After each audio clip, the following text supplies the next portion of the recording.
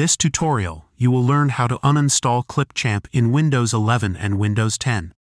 First, open the Start menu. Open your settings.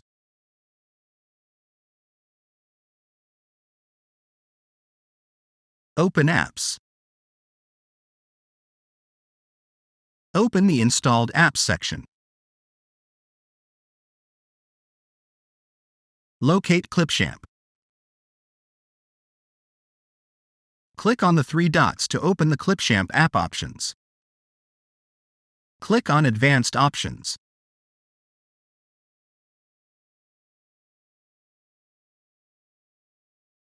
This will uninstall Clipchamp and its settings.